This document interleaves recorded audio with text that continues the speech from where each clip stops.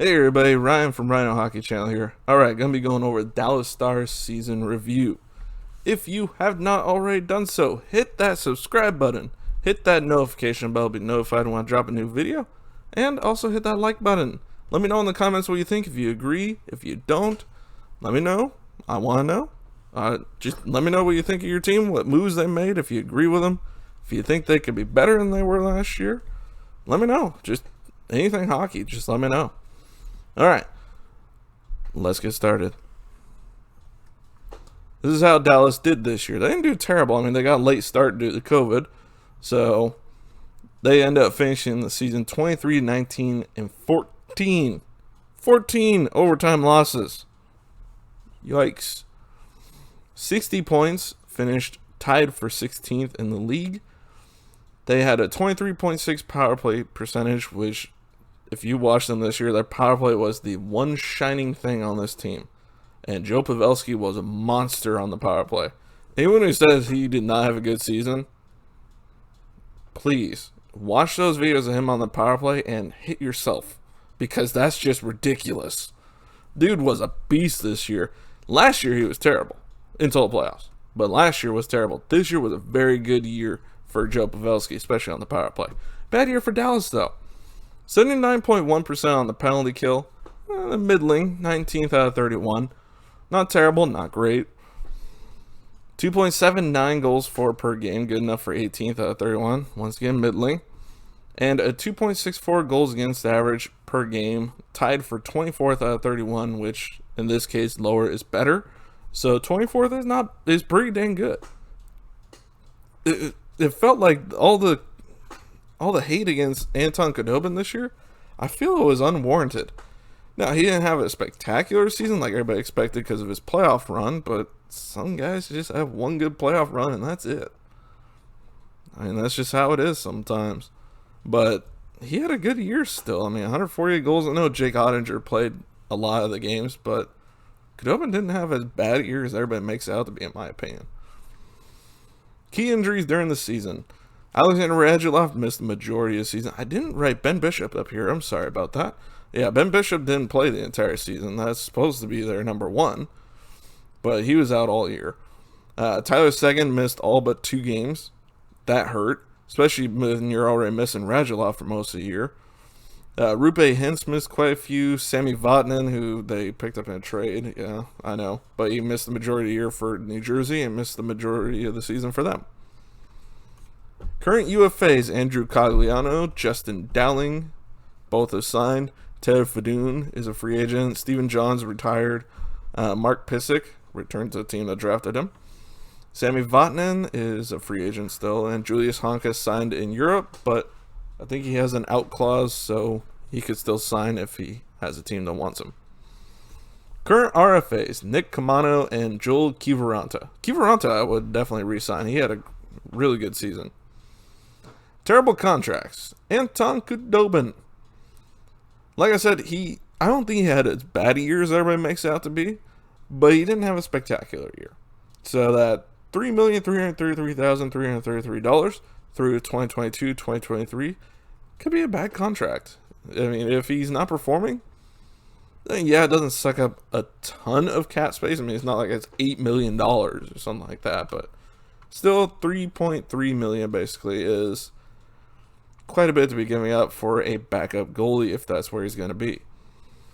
Who wants out? I can't say anybody necessarily wants out. I mean, if you listen to reports, I guess Jamie Benn from time to time, but that's more so I think it's because he's hard-headed and gets frustrated when he doesn't do well or if the team doesn't do well. But that's also part of the pressure of being a captain. You expect perfection. I know if you've ever watched me play a hockey video game, I expect perfection even when I'm winning massively. And I have traded people for messing up on one play that allowed 1 goal. So there's a good reason I don't play sports or coach sports, because I am ultra competitive and I make huge deals out of nothing. So I understand it. I respect it, but I mean, I guess he'd be the only one I could say, if anybody. Top scorer and top goalie, Joe Pavelski, like I said, he had a beast year. 25 goals, 26 assists, 51 points. Dude is 38, I believe, going on 39? Or is he 39 going on 40? He's somewhere in the upper 30s still. And he's still putting up numbers like that. I mean, the season before, 16 goals, 16 assists in like 70 games, I think it was, or 68, something like that. Not a good season. Definitely looked like this was going to be a bad contract. Then this year happened. Well, last year's playoffs, or 2 years ago playoffs. And then this season. Great year. Keep that up. I think it's because he got more time because Seguin wasn't there. Radulov wasn't there, so he was there on the power play constantly, and he got the points. Top goalie. Now, Khudobin was a top goalie in wins, but Ottinger was a better goalie number-wise. So I put both. Khudobin, 12, 11, and 7. Like I said, not a great win-loss year. 905 save percentage, 2.54 goals against average. Honestly, for most of the teams so far on this list, that's not that bad. He did better than Carey Price number-wise, technically. So, there's that. Ottinger, 11, 8, and 7. Definitely a better win-loss ratio there. 911 save percentage, so not a whole lot better, but better than Khudobin. And a 2.36 goals against average. So, I mean, Ottinger is definitely their goalie of the future. We'll see if he gets a starting job this year, because I believe Ben Bishop is still not going to be playing to start the season, at least. So we'll have to see if he ends up coming back.